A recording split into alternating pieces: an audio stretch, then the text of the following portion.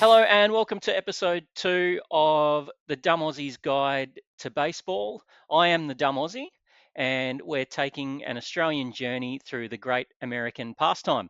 And at this time, I'll bring in my co-host, without doubt, my favourite person called Disco that is a wrestler and a podcaster, Michael Mondragon. Welcome in. Thank you so much for having me. I had a blast on the first one. I'm looking forward to this one as well. And Kevin Lyon, Taro, no relation Yes, to my favourite flavour of bubble tea. I don't know if you guys get that over there. I mean, taro is taro is a nice flavor. Yogurt and teas. I taste delicious. Let me just tell you that right now. It's very much a something that a wrestler of your kind of ilk would say. You've worked Well, you've worked with some pretty. You two have both worked as some fairly humorous characters, haven't you? yes.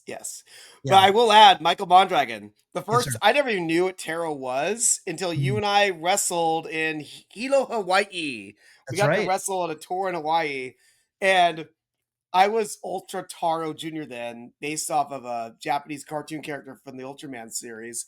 And all these people were giggling at my name. I'm like, why are they laughing at my name? And I'm like, oh, there's a root called taro. Yeah. I'm Taro! Taro. Well, it's like Curry Man. Curry Man. I'm hot, spicy. You were way ahead of the time. He's hot. He's spicy. He tastes great. Well, it's funny. I won't go into this too much, but maybe you guys, as a bit of homework, can find out. You guys talk about rooting in baseball. Maybe your homework for next week is to find out why that doesn't equate so well to Australian slang. I believe a friend of mine has told me don't say the word rooting in Australia. Yeah. Oh, really? Okay. Hashtag do the research we say in the baseball Yes, group. yes. A couple of cans and a Vegemite sandwich. You go rooting in the back of the ute. As we established in episode 1, I'm working from a very low base knowledge-wise, so I thought we could go through the real basics of baseball, and I might lead you guys into each kind of topic, and I'll let you guys extrapolate. I think this is definitely the podcast where tangent is a lot more than the button on your high school calculator that you never use. Assume I know nothing, and we'll kind of go from there, and I'll chip in with what I'd like to know. I've deliberately, and I think I said this last week, I deliberately have seen a lot of things that I haven't bothered to Google because I want to get your experience and your lens and your explanation on it. So, and I've even I have done a little bit of homework and brought a couple of videos as we go through, so I might pop those up at the right times. But first things first, we're at the ballpark together. I've never seen a game of baseball, hypothetically. Okay, so we're there for 9 innings. When are we not? When are we not? When are we going to see less or more than 9 innings of baseball? Well, you're talking about 9 innings. 9 innings to the person who goes to a baseball game is actually pretty scary. Because like when we go, like Kevin and I want to go for the full 9. A lot of people want to go for 2 hours. And that's been a big push recently, that people think that baseball games go too long. So Kevin and I love the experience. We love going to the ballpark. We love hitting a brewery beforehand. There's not so much tailgating like in football, but we like to kind of ease ourselves in. We've been to so many games, like we know kind of when to go, and the timing of things. They usually do the national anthem at the beginning of the game. That's usually when I'm walking in. That's exactly. We've timed it where because usually you have to stop and or stand up or but we actually time it so we're right outside the stadium coming in, and so 9 innings is kind of daunting. We like to get people situated and get them into the game and get them into the flow of the game. and that's usually with conversation and camaraderie, looking around the ballpark. We usually take a lap around the ballpark beforehand, so there's almost like a lot, almost kind of like a protocol that we go through on game day. Kevin, can you expand on that? If you're our guest, we would get there earlier so we can have enough time for you to just get a feel of the ballpark and depending on what park you go to, because every park will have different atmospheres, different experiences, different dimensions, which you're like, what? We will talk about that. These stadiums are shaped a little differently. I mean, there was an old school stadium that was nicknamed the bathtub because of the way it was shaped, and that stadium no longer exists because it doesn't work for baseball. And you said less or more. That was the question. So you can get less than 9 innings if you have weather. That's probably the big one. And what will happen is in a 9 inning game, a game, let's say all of a sudden you just get a terrible rainstorm and it's the 6th inning. After 5 innings, if a rain gets canceled because of any kind of weather delay or lightning will stop any sport whatsoever, no matter what the sport. Rain only really stops baseball games just because you can't play on the dirt in that. Football, you can obviously do that. I'm sure in footy, they're going to play in the rain pretty much no matter what. Yeah. And snow, maybe in the early part of the spring. I know it sounds crazy that baseball might get stopped by snow, but more or less, a game could be considered official after 5 innings. So Right. if a game gets stopped due to inclement weather or lightning, or whatever, and it's before the 5th inning, they'll pause the game and they'll resume it another time. That's where if you hear a doubleheader. Now, Michael, can you clarify for me? Would they start that game where it leaves off, or would they start the whole game over? Do you Um, remember offhand? you're saying if it's suspended? Let's say if a game gets called in the 4th inning, they would start that game over, right? No, they Oh, pick they up. would pick it up. Yeah, they They pick pick it it up. up. They Okay. suspend the game. And usually be the next day. But let's say, name 2 teams, Adam. Name two I'm putting you on the teams. spot here. Let's Yes. go Yankees and Dodgers. So let's say the Yankees are playing the Dodgers let's say in New York because of probably more weather there. And let's say, tomorrow, they're playing 3 games. This is the 3rd game they're playing each other. And this happens, we're like, oh my gosh, we got to stop this game. So literally, they would have to reschedule a game later in the season somehow to where the Yankees and Dodgers are close enough that they can go play this game on an off day to make up for it. Usually, like let's say if a game is scheduled, let's say it's a Tuesday, they get canceled. And if there's a game the next day on Wednesday, they would make up that game on the Wednesday. You got me? Yep. Or am I talking too fast? No, this That's is a good. lot of This is information. good. This is It's good. a lot of I- information. I'll You actually know, I'll actually go back a little bit. It's funny yes, sir. funny you say that because the one thing I really noticed, not so much at the Dodgers, but and I don't think it's a thing at the Yankees, but I did notice going to Angel Stadium, there was maybe a dozen barbecues out in the car park. Yes. And Yes. the other thing I noticed, because I don't know if this is an AFL thing or just something that I was brought up to do. You do not you do not miss a ball. So you go there, Cool. you get there early, and you do not leave traffic to chance. You do not leave bad luck to chance. Mhm. So I had already gotten my extremely large soft drink and my helmet full of nachos. And Yes. what I wasn't ready for was that, oh no, you can't go back to your seat. You've got to stand there, even though your hands are full, find a way to take your hat off and stop everything for the Oh, national anthem. oh my gosh. Yes. Yep. Yeah. Whereas Yep. That's the thing. even in Australia, because we don't have the national anthem at every game in the AFL, in cricket, which I'll be comparing a lot of things to cricket today because of As the you nuts should. and bolts and the going back. We won't go into the story of it, but both sports originated from the English game rounders. But at every Test match, you'll get the national anthem at the start of day one, but then you don't get it again.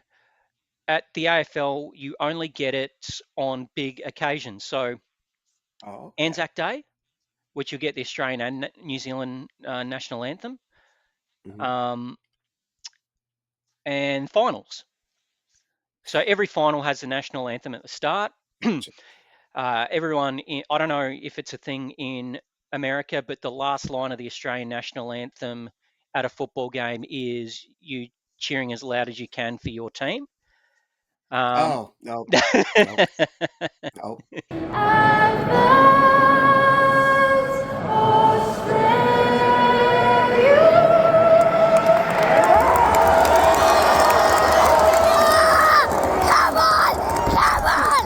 No, because that just seems where it seems like America can be so nationalistic about things just in general. Yeah. It's more just less. You're waiting for them to hit that last couple notes, and everyone just goes, "Yeah, America!" Yeah, well, Yeah. so Oh, hey, you know what? You want me to spark some controversy? You want me to tell you what Michael and I don't like about baseball? go Let me on, tell you about go something on. about baseball. Michael, I know I know this is controversial, but I think you'll agree with me. So, one thing I have to add too. If Toronto is playing in America, they'll play the Canadian national anthem first. So obviously, every game, if you go to a game in Toronto, like I went to a game in Toronto, you'll hear the American national anthem and then the Canadian national anthem. But since 9/11 happened, obviously 2001, and gosh, we're recording this on the 9/12, on every Sunday after they do the 7 inning stretch, which we may have to talk about that. Definitely we'll talk about it in another episode. The quirks of baseball, yeah. So then every Sunday after the 7 inning stretch, they sing the song "God Bless America." And that started Yeah. after 9/11. I'm We just have 2 like, songs now. and I'm like, please, why? No. We're celebrating America enough, all right? Because God Bless America, it's not the national anthem, but it's another song that everyone. So, oh yay, America! Yeah. Yeah, and there's a history behind, why they played in the first Yeah, place. And right. again, you're right. And I would get if they just do that in New York, but then it had to be a thing every state on Yeah. a Sunday. And I bet you the vast majority of people nowadays would be like, "Why are they playing this?" Yeah. Because it's not the national anthem either. It's just another Yeah. patriotic American song.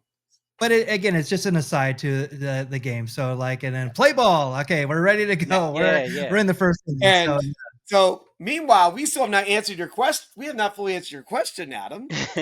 You said the game goes shorter or longer. So we can go past 9 innings. Yes. So if there's a tie game after 9 innings, and you might tell me in cricket, if a game is a tie after the end, how many tests are there? We can talk about in a minute. But after 9 innings, if a game is tied, in some sports, hockey used to have ties. In football, soccer, football, we call it soccer in America, sorry. There will most likely be a tie if it's a league game. But in baseball, there's going to be a winner. Well, we could talk about. There's been ties before, but we're not going to talk about that. That's way too much information. But what they'll do is they're going to play innings until we have a definitive winner. And it used to be they just play regular baseball until there's a decisive winner. And a great example of that is Michael went to a World Series game in what year, Michael Mondragon? It was 2018. How long did that game go? It went almost 18 innings. Yeah, or It was 18 either innings. yeah. 18 innings. Yeah. He saw 2 games for one of the World Series. Yeah. And part of the problem is that these extra inning games are going so long, and the complaint's been they're thinking that's why baseball is not as popular as it used to be. It might be the rise of other sports, and people are quick to blame games are too long. So there's a rule in Canada that got brought to America to where if a game is tied after 9 innings, in the 10th inning onward, there'll be a runner put on second base in order to increase the offense. So that way, some runs can score and they can get a game done. And I heard, apparently that was originally a Canadian baseball rule. I don't see it used anywhere else where baseball's played. And now it's just the way it is in America, except for the playoffs. They don't do it in the playoffs, which is an interesting fact. In Australian rules football, in the regular season, we have draws. And you might get 1 or 2 a season. In finals, the rules were changed about 30 years ago. That if scores are level at the end of the game, you play extra time. Right. Pro, So like in a World Cup or any kind of like playoffs in yeah, soccer / yeah, football. Okay. yeah. What wasn't changed was the grand final. So we don't play series in finals. It's one game. Oh, okay. So like the NFL in Yeah, America. to Yes. yeah, The Super Bowl. if the grand final, so for lack of a better comparison, our Super Bowl up until Mhm. 2010, if the scores were level at the end of that game, come back next week and play again. Wow. An entire game. Yep, yep. So you Wow. put in your Wow. absolute all And for had that 3 happened? hours. The tap. Del Santo. It's going to be a draw. It's unbelievable. But it's happened.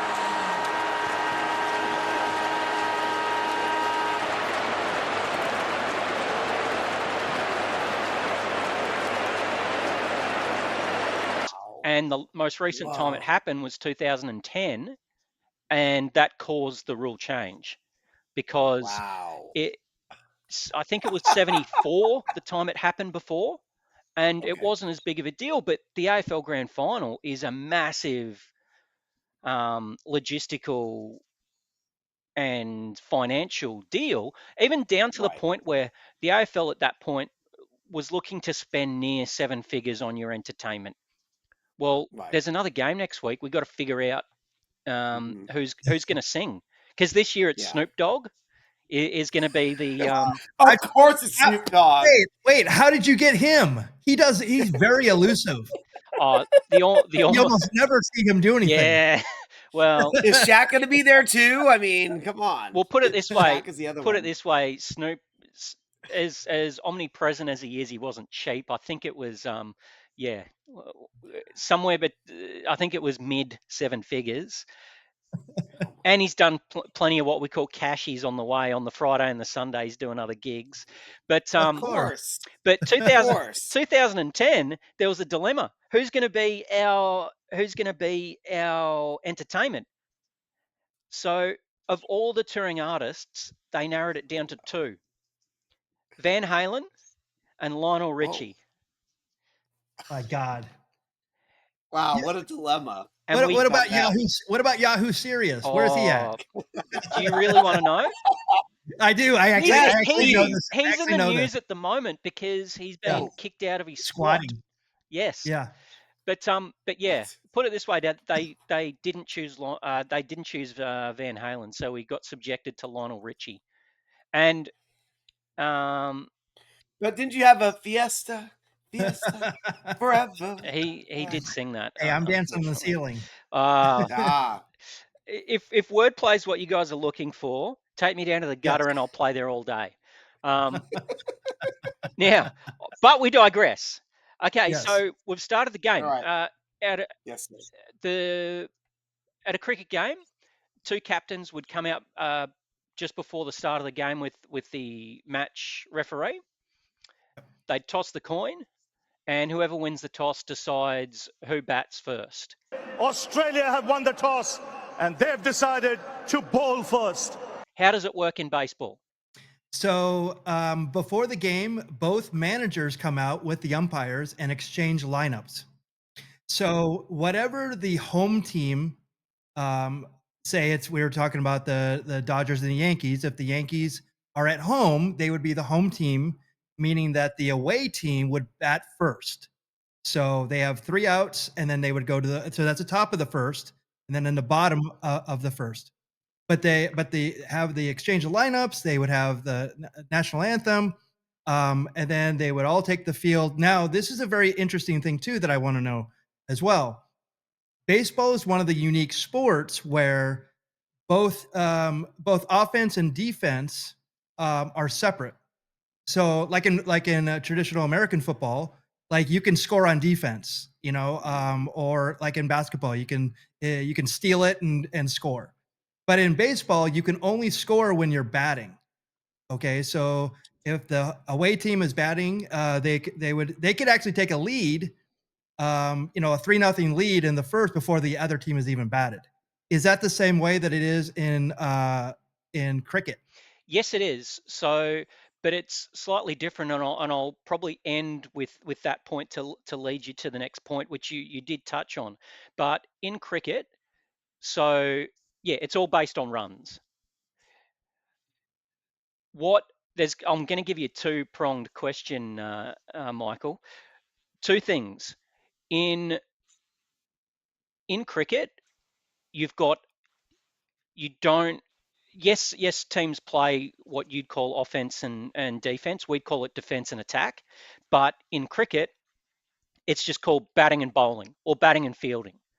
So where I think I'd like you to talk more about is the difference between the two, because you say the teams exchange lineups. In cricket, the 11 is announced before the game. So you've got 11 players. Mm-hmm. That must include your bowler, or sorry, not bowler, bowlers. And if a team is to go from the start of the innings, we call it singulars innings as well, um, to what we'd consider all out, everyone must bat. And they are the Mm. same people that field and bowl. So can you tell us a little bit more about that? And you mentioned the 3 outs. So how does that work towards the next inning, and who bats after that?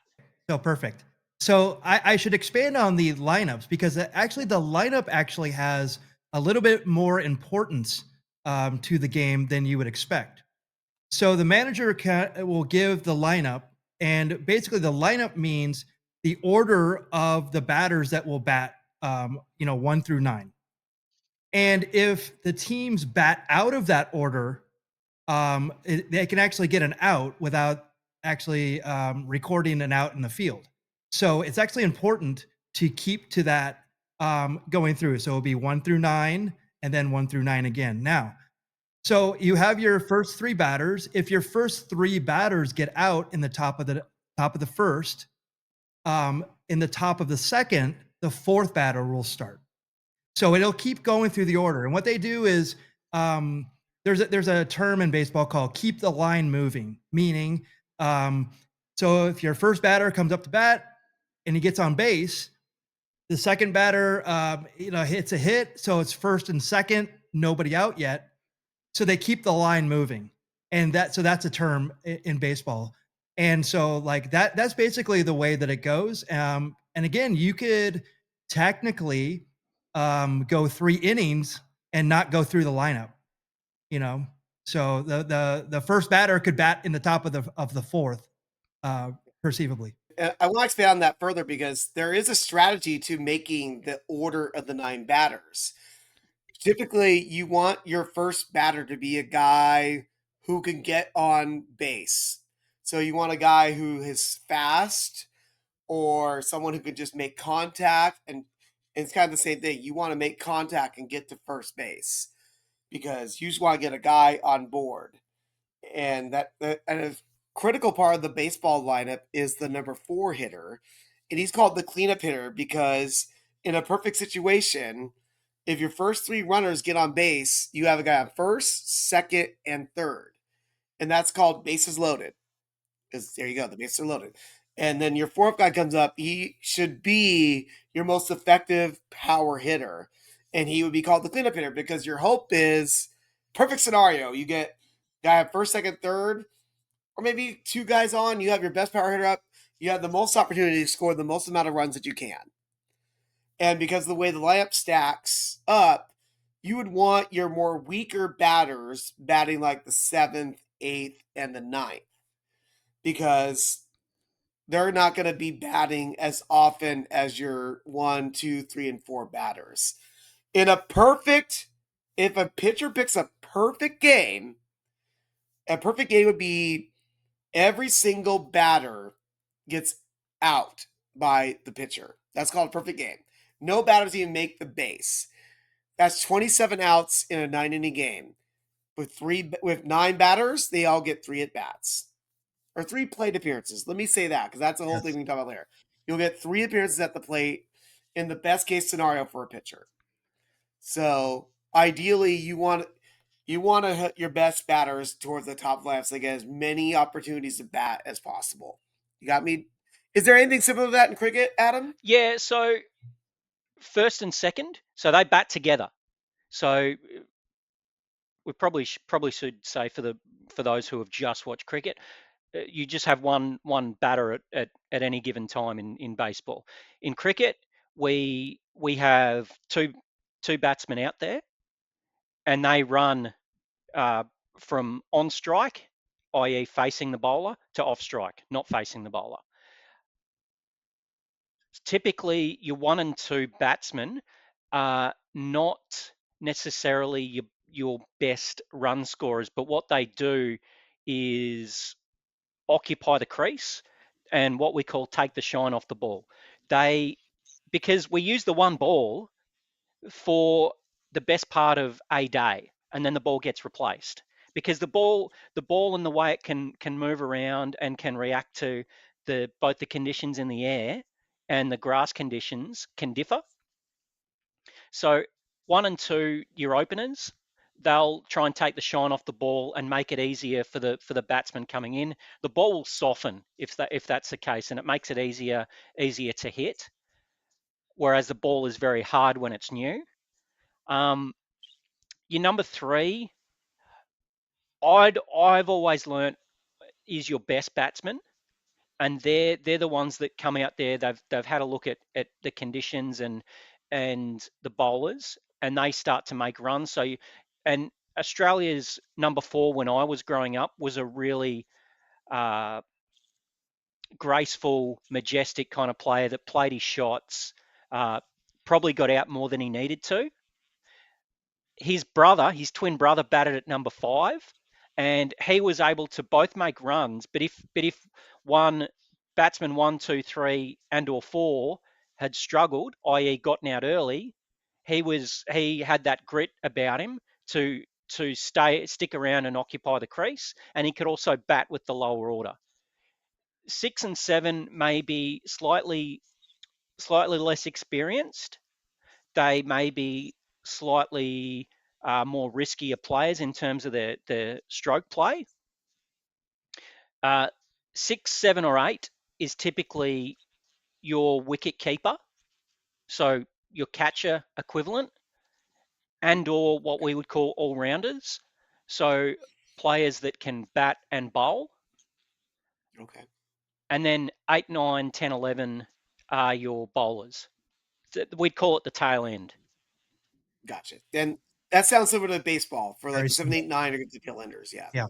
It's not as much of a thing now because players are getting more skilled at both sides of the game, but traditionally, like, your number 11 is your worst, and they vary from being able to hold up an end to just being absolutely hopeless. Sounds like baseball. Very That much. definitely can be baseball. over the Which is a years. question. Maybe I'm jumping ahead in terms of our development of knowledge, but those bats that are 6, 7, 8, 9, where do their skills lie? And if they're not great bats, why are they out there? I mean, I can answer that simply is that a lot of players are, you were talking about, what were you saying it as attack and defense? Is that what were you fielding? Fielding. Fielding. Yep. Fielding. Yep. Yep. Fielding. It's exactly it. You have a guy, if you ever see baseball, you'll see, some crazy, you'll see the ball just go crazy to like second base, shortstop, third base, especially shortstop and second base. You want guys who are going to be able to field those balls. So if you ever see a baseball lineup, most batters are going to be right-handed, staying on the right side of the plate. And when they hit the ball, it's going to generally go to the left side of the stadium, which would be where third base and shortstop area is. So you would ideally want to have a guy at shortstop who's going to be a good fielder. And sometimes that comes to the detriment of him not being that great of a hitter. But for the overall stats of the team, it's more important to have a great fielder in that position than a great hitter.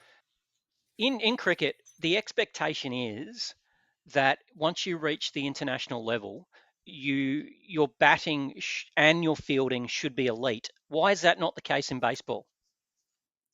Ah, so that's boy, we could do a whole series on this, not just one podcast. You're absolutely right. I saw a stat actually recently. There's two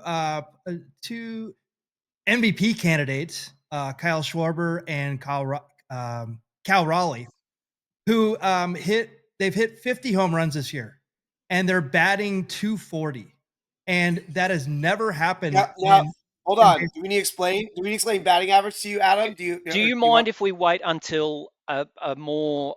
We'll Yeah, probably go just a. I did want to do a whole podcast on batting, and I think perfect. that's Okay. where we could probably Okay. go into it. Basically, there's a lot of the modern baseball game is run on analytics, and they actually will forsake strikeouts for offensive production or defensive, stopping runs from scoring.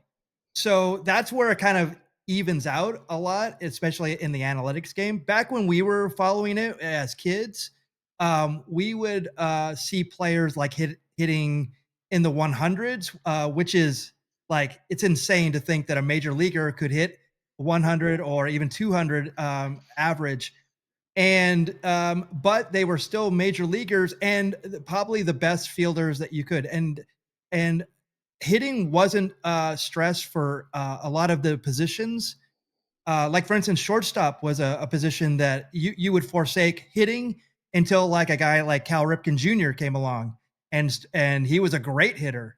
And then so now you kind of have that evening out. But in the modern game, there are holes where some teams specifically have players that are not good hitters, and but the game has changed a lot recently.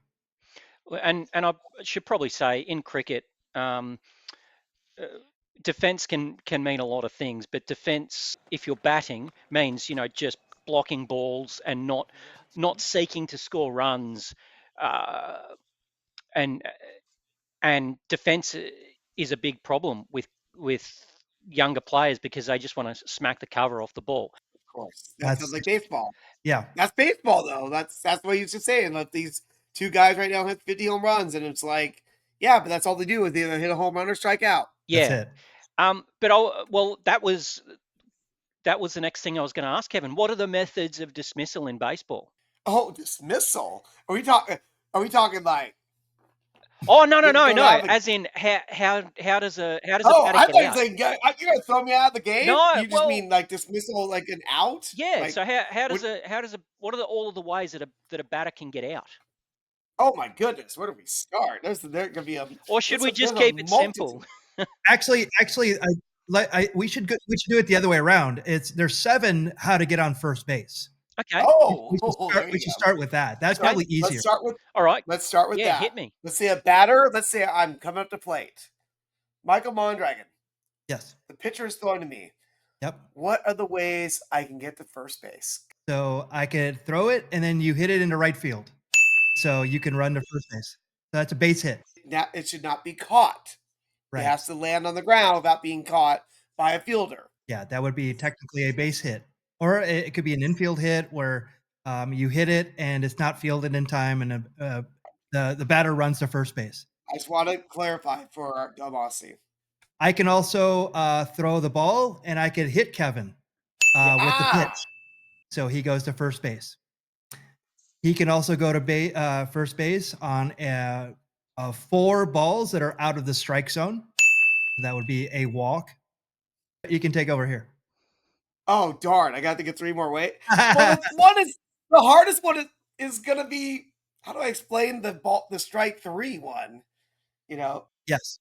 a batter would strike out on 3 strikes. It's 4 balls, which is balls outside the strike zone, or 3 strikes.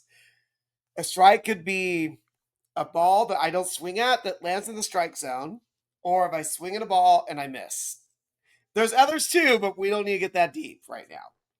Let's say I swing and miss on strike 3, but the catcher drops the ball and it goes past him, that is considered a live ball, and I can run to first base and make it. How about that one? That's a weird baseball rule right there. So we were talking before about a base hit. You could hit a ball and to a fielder, and the fielder could kick it. Okay, that would be considered an error, and you could get on first base that way. It could be as simple as, oh, I'm going to catch the ball and I drop it. Like, oh, it falls out of my glove and I drop it. Or if a ball, you were talking about, wait, why are these guys, these fielders who can't hit in baseball because they're good fielders? You get a bad fielder, ball comes to him, it bounces up in the air and goes over his head, or he fumbles it, whatever, and the runner gets the first. Error on the shortstop. The most basic of your baseball scoreboards, so like say Yes. when we go to a break or they show the Mhm. results, is RHE on the scoreboard. Yes. So you've just mentioned an error. So is that, two questions? Is that always a fielding error? And secondly, what of those methods of getting on base count under the H column? A base hit would be in the H column. Okay, so it's a straight scored base hit. Now, they have an official scorer who judges if it's an error or a base hit. Now, this is very interesting because there's actually two errors of a way that a batter can get on base. The first one is a fielding error. The second one is what's called catcher's interference. Otani pokes it foul. That's catcher's interference on Austin Wells. They're pointing to Wells. Meaning, if a catcher is sitting behind the plate and actually reaches out, and when you're swinging, it actually tips the glove, that is considered a catcher's interference, and you can reach first base that way. Okay, so there's two errors. That's kind of the variance. And that does not happen very often. That's a very rare. It's actually happening more now because catchers are trying to frame pitches, so they actually reach out. And the guy broke his arm. Wilson Contreras broke his arm. Oh, gee, the base hit is probably the only way you would get a hit. Yes. All the other, like I said about a walk or hit by pitch, would not be considered a hit. Right. You just go on base. And that would just reflect upon the pitcher's stats, which, again, we don't need to talk about pitcher stats today. We're just trying to give you the basics here. There's actually one more. We've only named 6. Oh, it's a lot. There's actually one more. Which one did I forget? We said based on balls. All right, what else? That's the name for one. This one's kind of obscure, but it actually is a way to get on first base. So say I'm batting and Kevin's on first base, and I hit the ball to the shortstop, and the shortstop throws it to second, and Kevin would be out at second if the fielder touches the base. But I run and I beat the throw to first, okay, and I run through, so I'm safe. That is called a fielder's choice. So the fielder could have thrown Kevin out or me out, and he chose to throw Kevin out, but it's a scoring issue. And that would not be considered a hit. Right? Okay. No, because it was up to the fielder. It was not up to the batter. Right. Okay. Now that helps, because I've heard the term fielder's choice used a lot. I obviously gathered that the fielder chose to go to a certain base rather than another that was being run to. But yeah, that's Right. good to know that it doesn't count as a hit. Is there a rule of thumb or amongst players, regardless of where the fielder is or where the ball is it always the best thing to do for a fielder to throw to the most dangerous position, i.e. home if it's being run towards, or the furthest around the bases if they're being run to? It kind of depends on the situation as well. Yeah. So, like for instance, in a close game, a 4-3 game, and say you have one out, and the runner is going to the plate, and that would be the tying run, and you have enough time to throw it to the base to get the tag that the runner out, then you can do that. So if you field the ball and the runner's running towards home and you throw it to first, you get the runner out. That's only 2 outs, but the run scores. Yep. So there's situational things that you think of, or if it's hit hard enough and there's a guy in first, you could throw it to second, throw it to first, and you get out of the inning, even though the guy technically is running towards home. So it's a bit situational. Because if you get the third out before the runner crosses home plate, that run does not count. Right. That's good to know. And there's another question about those that I'm going to ask a little bit later. But yeah, what are our ways of a batter getting out? Well, we talked about, let's say I swing and I hit a ball. It goes to shortstop, goes to first base. I'm out because the ball gets to first base and the first baseman catches before I get to the bag. That's called a ground out. Yep. Then let's say I'm up, boom, I hit a fly ball. It goes to the center fielder in the outfield. He catches it. I'm out. Yep. All right. There's 2 variances of this. So you can actually catch this in either fair ground Yes. or foul. Yes. So if the fielder is in foul territory, let's say I hit a foul ball. I hit a ball. If you look at the lines if you look at the lines in the background of our beautiful graphic here, I don't know if you can really see it, but if it goes outside of that line and it's within the stadium, I mean, within playing grounds, although that's a whole thing too. Yeah. A player can reach into the stands too, and that's been a lot of controversy in baseball. I'm sure that's not a thing in cricket. Let's say the fly ball goes, let's say by the dugout, so it's a foul ball. And then the catcher goes over and catches it. That is another version of a flyout. Thank you, Michael Mondragon. yes. So let's say I'm at the strike. It's strike 2. I'm up. Ball comes by me. I don't swing. The umpire says strike. I'm out. I can strike out that way. I can strike out by a swing and a miss. Or let me give you the unique version of striking out, Mr. Adam. If it's 2 strikes, do you know what a bunt is? Yes, a kind of defensive looking kind of hit. Yes. It's an idea that you reach out, put the ball out there, put the bat out there to lay a bunt slowly along the line to where you can, if you're a fast runner, to try to get to first base or move a runner from one base to another. A rule unique to baseball is if it's 2 strikes and if I bunt and the ball rolls foul, it's an automatic out. Yep. Right. That's a rare occurrence in baseball because usually if it's 2 strikes, you see a bunter try to bunt on strike 1 or no strikes. Also strike 2, and you're not going to see him try to bunt again. Real basic information, but a foul can count as strike 1 and strike 2, but it can't count as strike 3. Only in a bunting situation that goes foul. Yes. Michael, what else? What am I forgetting? All right. I have so many. You're smiling. I'm waiting to see. I'm gonna throw you the ball here. Right. So we talked about the drop strike 3. The catcher, if the runner runs to first base, the catcher can field it, throw it to first base. That would count as an out, strikeout, but you have to complete the play. And so, mind you, a batter that will count as a strikeout no matter what happens to the batter in that situation. Yeah. I'll count that pitcher stats. Right. Yep. Okay. So if, like, for instance, if conceivably a pitcher can strike out 4 batters in an inning, sometimes 5. Right. Okay. So say I get to first base and I'm standing there and I'm kind of daydreaming. I'm looking around and the pitcher stuffs off, throws it to first, and they tag me. I'm caught stealing. That's also, if you can actually get caught stealing. Once when you were 5.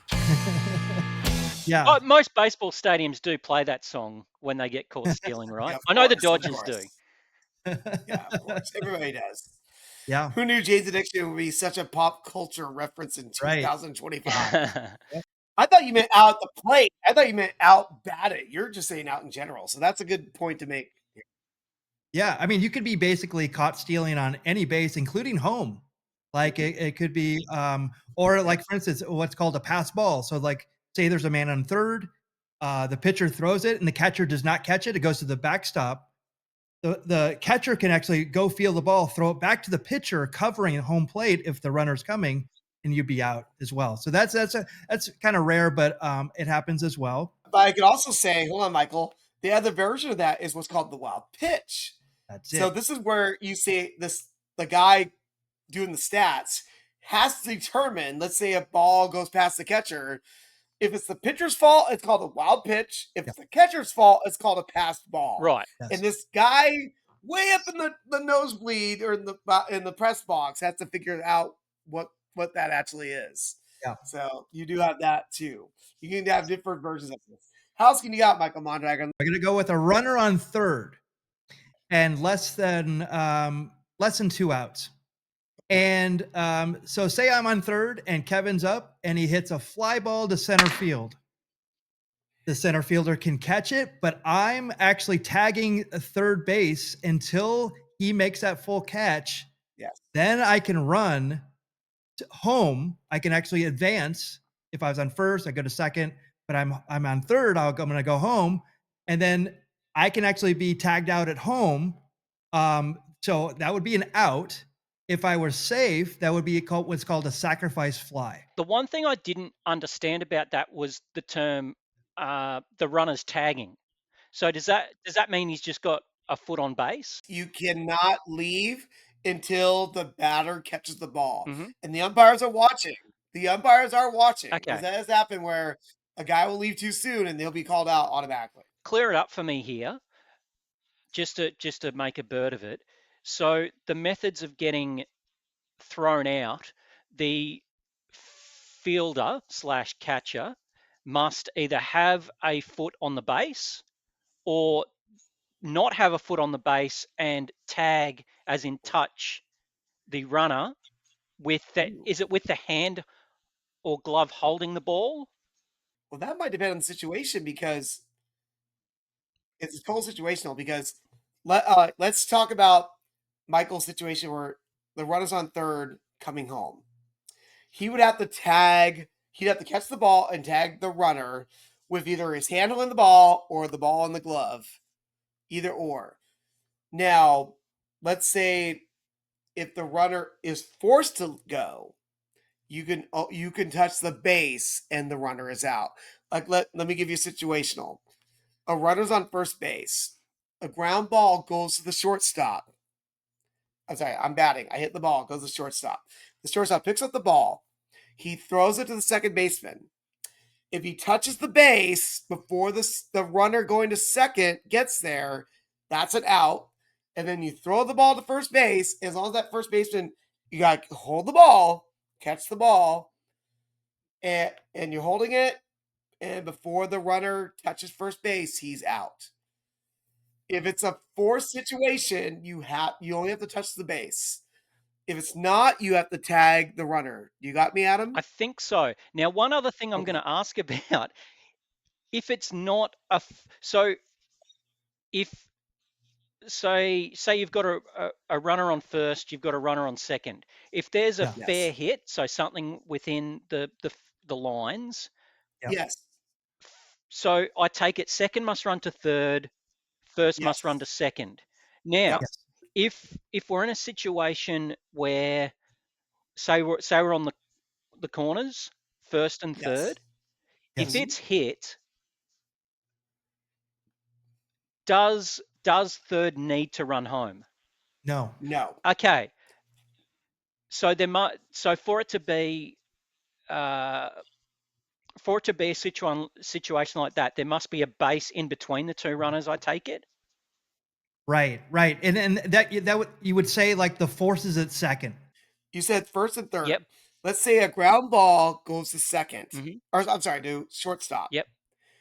The guy on third is not going to run because he's going to risk getting out. Mhm. But the runner on first has to go to second because that batter is running to first base. So next situation, we've got runners on second and third. What's the situation there? They can stay, but what if second goes, well, bugger this, I want to run to third? Okay. Yes. Because this is very common in cricket. So there's no force in terms of running. It's basically if the ball is in front of the on strike batsman's field of vision, traditionally it's his call or her Yeah. call. They'll hit the ball, say yep, one, or just say yes, and they'll start running. Yeah. There are situations where the batsman will say yep, and the non-strike will say no, no, no, no, no, and they end up getting run out. So Yeah. so yeah, can you explain this a bit more with a non-forced second and third? Okay, so this is a good call because like this is even a lot of people get confused on this. Like we get confused on it too. So if you're second and third, the person who's on third technically is owns third base essentially. He's the lead runner. He's a lead. Well, he's a lead runner, but he's actually on third base. He's made it third base. If he runs and then goes, "Oh no, I want to go back," that runner, that first runner, is the one that technically can go back to the base. If the runner from second goes to second base, they can tag both runners, and the runner from second that ran to third would be out. He can't go to that base if the runner's already there. Right. And it's happened in baseball where a runner will pass another runner, and that guy's going to be out too. Yeah, that's another way of getting. That's another way of getting out. Yes. There you go. Passing the runner. I've got another question there. What Thank you. and we might be getting too granular here, but what is Yeah. It's all right. the role of the old chap there with the helmet who hasn't got any sides on that helmet? Are they basically talking to the runners and saying Wow. yes, go, or no, don't? Okay, so I'm gonna let Kevin answer this, but I'm gonna preface this. But in the old days, back in the 70s, they used to have all those helmets, like they didn't have the flaps, okay? And usually they wore their cap underneath of it, so you saw the double like that. Okay, but that's what I thought you were talking about at first. But Kevin, go ahead and tell them about base coaches. Gosh. So more or less, it'll be a guy behind first base and a guy behind third base. They're very specifically designed to tell the runners whether to go or stop. Because let's say you're on first base, you cannot. You're looking to third, and you can't see what's going on behind you. So if you know if and this guy and the guy at third base box, if you ever look behind the first base and third base, there's like a little rectangular box, not a full box, but it looks like a staple. That's You it. know what I mean? And you stand in there and you're literally judging. If this guy is judging whether to tell the runner to hold or go. You'll usually see stop, or if the guy's slide. I forgot about slide. Let's say you see the runner coming to third base and you see the ball coming, you're going to tell the guy slide. And you're going to push down to tell the runner to slide to third. Or let's say a runner's on second, he's coming to you and you see, okay, I think you can make it home. You're going to hand the hand out and you do the whole Yes. windmill here. Like, yeah, you go, go, go, go, go. And with all the enthusiasm you can muster, because the guy's a freaking showman because he's out there on the field, but we don't need to talk about third base coach is trying to steal all the thunder of the baseball players. But that's the basic side. For that sacrifice fly, they're instrumental in that. Like the runners will just like almost be like in starting blocks, head down. It's like, and go. the guy's like, wait up, wait up, wait up, wait up. Yep. All right. So just in terms of the basic rules of the game, Michael, have we covered all of the dismissals yet? There's probably more out there. I can't get over him saying dismissals. It so throws me off because I'm like, dismissal like I get thrown out of the game? Sorry. That's how I see dismissals. I'm sorry. It's a very, very cricket term. All right. It's okay. It's all right. So Yeah. It's all right. So I don't think we missed any all right, major well, ones. that's good. So we'll go a little bit more into the attacking or offensive side of the game. Okay. For the real dummy, and this was me for a while. Explain the home run and how it happens, how it's scored, and who else scores with it, Michael. Okay, so you could be the leadoff batter of the game, and there was a very famous one named Ricky Henderson, and He was the greatest leadoff hitter of all time, and he hit a ton of home runs right away. So it was 1-0. So because he was the leadoff hitter, he didn't have anybody hitting ahead of him unless he went through the order. So he was always hit what's called a solo home run. But you could also, so if you hit a home run, it's like it clears like the fences in the outfield. But you can also hit an inside the park home run, meaning hit it past the outfielders, and you actually make it around the bases before it gets back in. So that's all. There's actually 2 types of home runs. Now let me add that would be considered without an error by any players on the field. Ah, Because that's the crucial thing to think of here. Because if it was an error and the guy got inside park home run, it would not be considered an inside park home run. It would just be considered the length the batter got in a hit and then the error. Is that right, Michael? It could be a single and a 3-base error. It could be a triple and an error. So it can be added on as well. right. So it can be The both. scoring. Yeah. Okay. And yeah, just to give it a cricket comparison. So that to me is kind of like a 4-all run, which so if you hit a ball and it hits the rope in cricket, it's you get 4 runs straight away, no matter how many runs in between you would have made. 4-all run is when it doesn't reach the rope, but the batsman is run 4 times. So there and back, there and back. Now, so my next question is, and it's more of a crowd-related thing, and this is where we bring in the video. I want to bring in something that's fairly current, and tell me who earned this and who gets the right to the ball. Okay. I have so many opinions on this. This is great.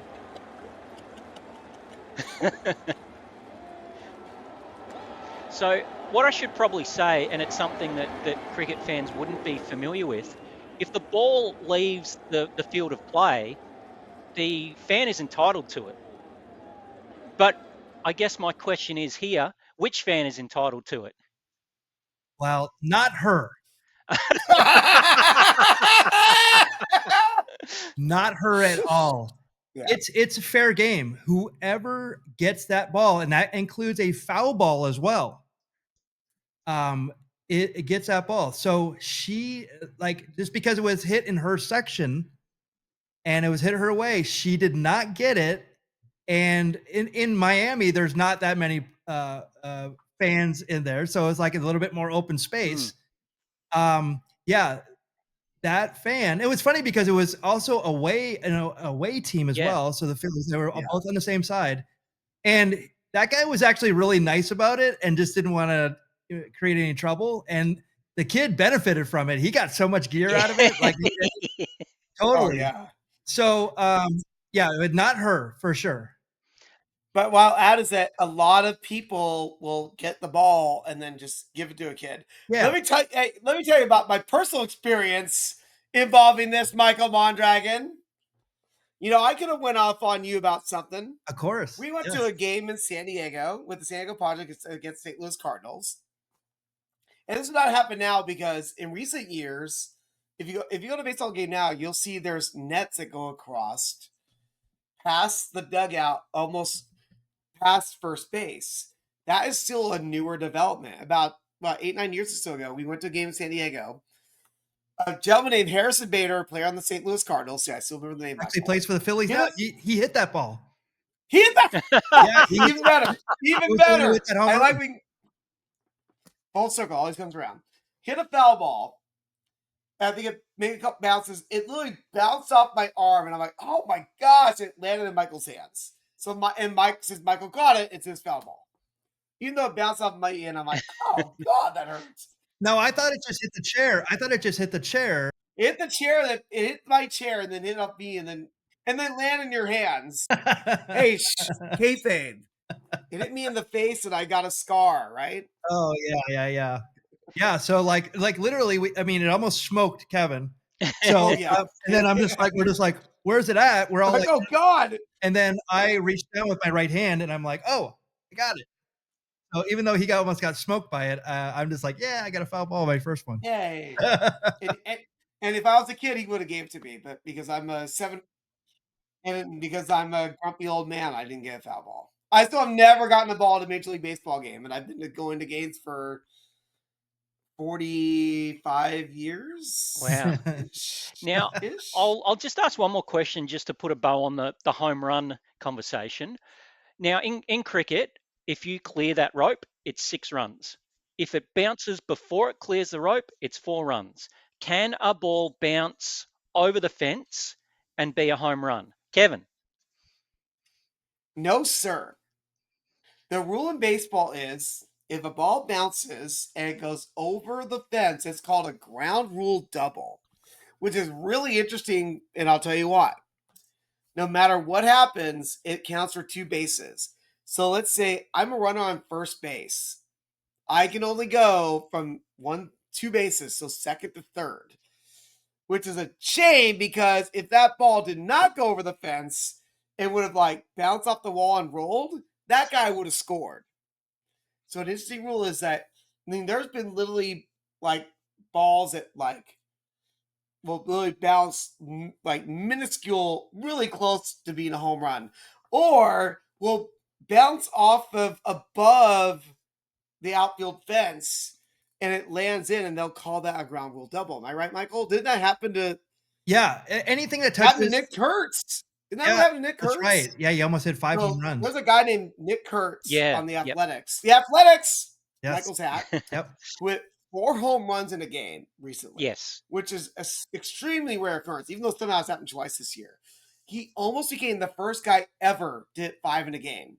But he hit one that bounced off a certain part above the wall, and the way it bounced off and landed, they called it a ground rule double. I Yeah. believe that the ground rule double instead Yeah, of a home so run. if it hits the fence and comes back in, they can field it, or if it hits the ground, bounces over. Now, there is one way that you can hit it and it doesn't go over the fence, yet it will be called a home run. Is that the Jose Canseco? It's Jose Canseco made it very popular, but also like Joe Adele did it a couple years ago too. And so okay, so say it's 400 to the fence to hit it. 400 feet. I don't know that it's in meters because we're on. It's we're about screwed up. it's about 135 meters, I would say. Okay, All right. so say you hit it 134 meters, Yep. and the outfielder's right here, and he goes, oops, and it bounces off his glove and goes over the fence. That's a home run. Cool. That's exactly the same as cricket. If it doesn't hit the ground and a fielder knocks it over the fence, then yes, it's 6. The famous one, I mentioned a guy named Jose Canseco.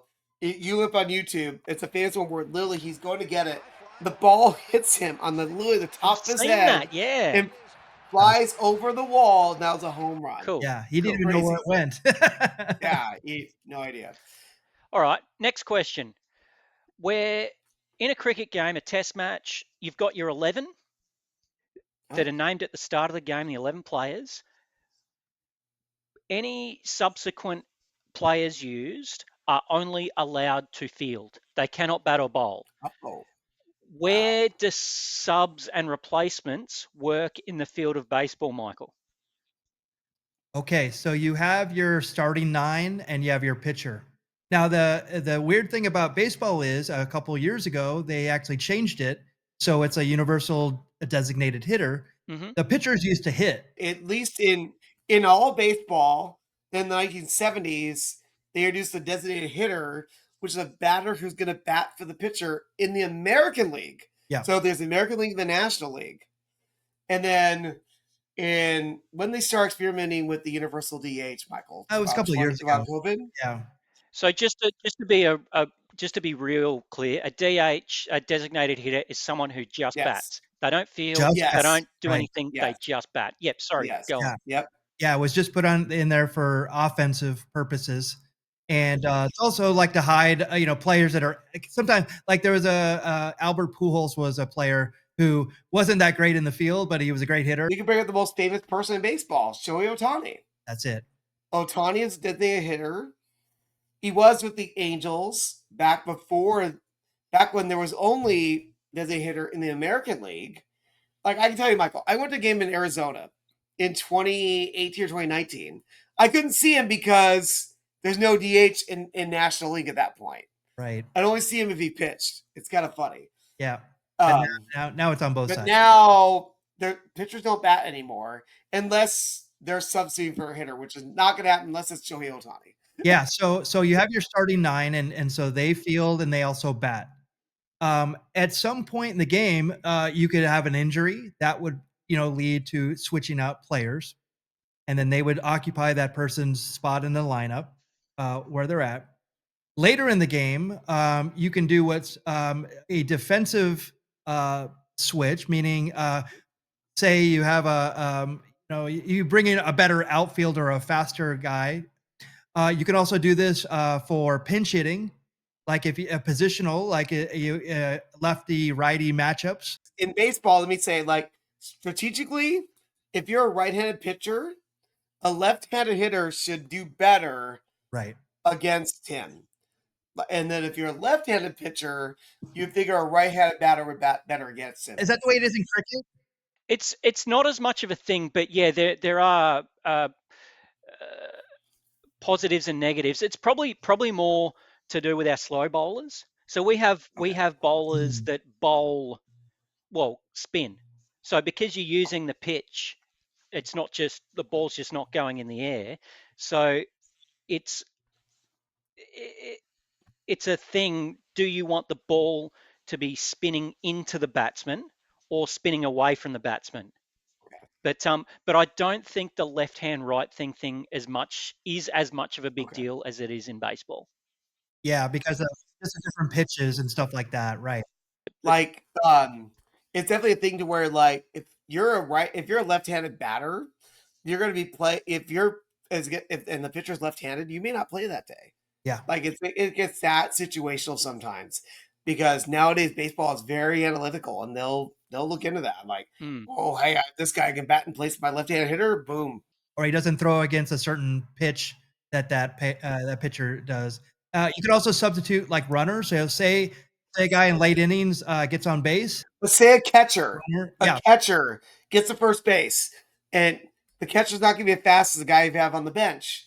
You can put a guy to run for him, but then the catch is, I did not mean that pun. You need to have a guy to play catcher in case the game continues onward. Right. Okay, so if you take him out, he can't come back in at all. Okay, so that was going to be my next question. Okay. If someone is taken out of the game, they cannot play again, right? Right. The only exception I could think of would be in modern baseball with Shohei Ohtani. If he's pitching in a game and DHing, he can still DH after he gets taken out of the game. That's the only exception I can think of in that situation. Yeah, and it's obviously rare. Because my next video pertains to this. We've gotten to the point of the game where the Angels have gone to a position player to pitch. Scott Kingery, last time he pitched a game, his rookie year with the Philadelphia Phillies. So guys, explain to me what's going on here. Okay, so what's happening is in late games, say a team is down by like 7-10 runs in late innings. Instead of using a pitcher, a real pitcher to pitch, they'll bring in what's called, just a position player. Okay. So literally a person who, let's say I'm a shortstop. That's it. And Kevin, come on in and pitch. Yeah. So then they're throwing what are called, it's actually, there's a name for those pitches, which is a super slow ball. It's called an ephus pitch. And it sometimes can get up to 35 miles an hour at times. I can even hit that. Yeah, but there's actually, I think Nick Kurtz actually struck out on a 35 mile an hour. Yeah. That's the whole thing. They're just trying to get out, and they don't care if they score more or they just need outs. But they're saving their bullpen pitchers. because there's only a certain amount of arms they got. And sometimes, we mentioned extra innings earlier. Back in the day when games would not have a runner on second base in extra innings, you'd have games that go 17, 18 innings, and you're like, I have no one to pitch. Hey, left fielder, get in here, pitch. Yeah. And that's would literally be how it is. It's Yeah. kind of crazy how that Yeah. is, but it's just because that was the rules back then. There was a Hall of Famer named Wade Boggs who came in just Anaheim, just like that clip. I believe he came in and threw knuckleballs as a position player. That's something we'll talk That's about later. very rare. Pitching. Very rare. Pitching might be a whole another podcast in and of itself. Definitely. And of course, we know Wade Boggs because he was in the Mr. Perfect vignettes.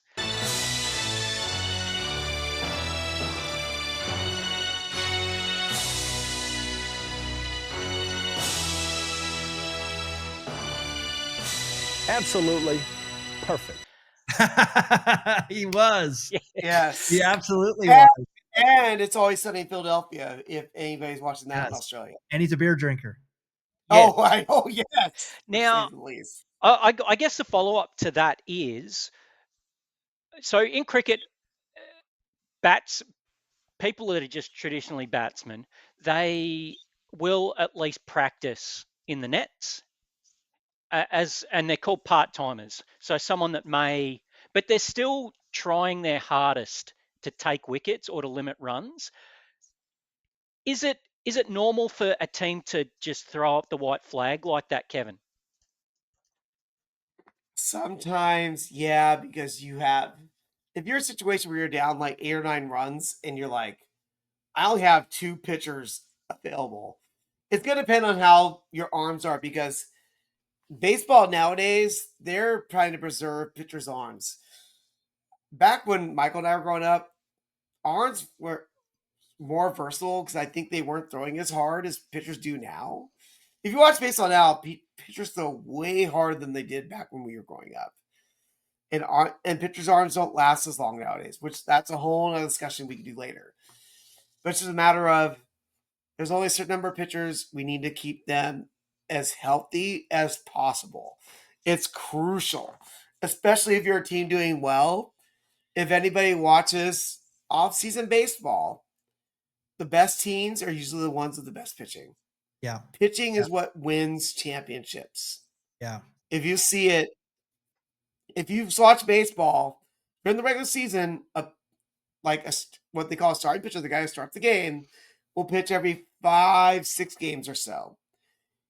In a playoff, they're pitching every 3 games at the most, sometimes more than that. So your arm needs to be versatile and okay. So, depending on your team, if your team's good, they're looking to protect all the arms they can at all costs. And you can only lose one game. So they're like, okay, this game is a wash. Let's just get out of it and we can go on to the next. I mean, it's 100, and in baseball, there's 162 games. Once in a while, I'm like, all right, this one's out of reach. Let's just move on to tomorrow. I hate to say that because as Michael said earlier, we stay for every game. We stay for every game. If people are watching this, if they saw what happened last week with the Baltimore Orioles and Los Angeles Dodgers. Oh, yeah. Adam, are you aware of what happened in that game last week? Are we talking about the no-hitter in the 9th inning? Yes. Literally, we were 1 out away from a no-hitter. And a no-hitter is? A no-hitter is where the pitcher pitches 9, well, maybe a combination of pitchers, maybe a 9-inning game where a runner does not get a hit. Now, let me be distinctive here. That's different from a perfect game. A perfect game is a whole 9 innings where a runner doesn't even make first base. Yeah. A no-hitter can be made, but he can give up walks, or he can give up, let's say, a wild pitch and the guy gets to first base. Right. Things like that can happen. Yep. Or a runner can get to first base on error. Yep. A perfect game would be not a single runner getting to first base. And that's why those are extremely rare. There's only been 30 in baseball history, something like that. I have to look at the exact number. But it's extremely rare. But no hitters are not as rare, but still very rare. And This is why you stick to baseball games. I tell you right now. The guy got a home run, and the Orioles came back from like 3-0 to win 4-3 with 2 outs. It like literally they were out in 1 out, losing the game. They came back and won. In the air, right field, hit deep, back at the wall. Pages turns and watches it go.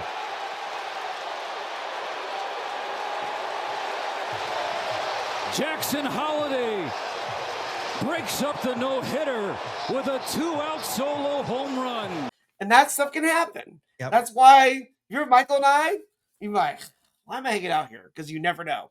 You never know, right? At the very least, you might see something momentful. If not, hey, you're hanging out with us having a good time. Yeah. Regardless. Now, I was going to ask just one more question on subs and in particular pitches. So the pitches don't.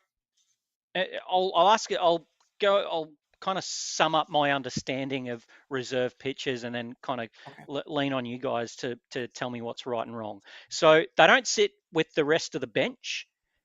It's called the bullpen. They're practicing.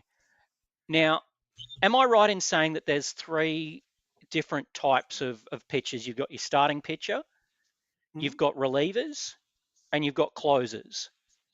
Is that right? And what other details can you tell me around that, Michael? So there used to be a couple more, but you basically have it. So, but the relievers, there's different types of relievers. There's middle relievers, there's specialty pitchers, and now the rule is if you come into a game, you have to face 3 batters. Okay, so that's a new rule. There used to be a manager named Tony La Russa who would literally come in and he would change pitchers for every batter. Hence why baseball was going too long. Yeah. Because literally you gotta realize every time you change a pitcher, he's gonna come in, he has to warm up for 2 minutes or whatever, and then the batter comes up. And it's just like, oh my God. Yeah. It's like you watch NBA and you have a timeout every 10 seconds in the last 2 minutes. Right. Of the NBA game. That's exactly it. And I saw pitchers come in, pitch one pitch, they swing and they get out, and then they bring another pitcher in. So it was getting a little bit ridiculous. But they're actually forced to do 3 now.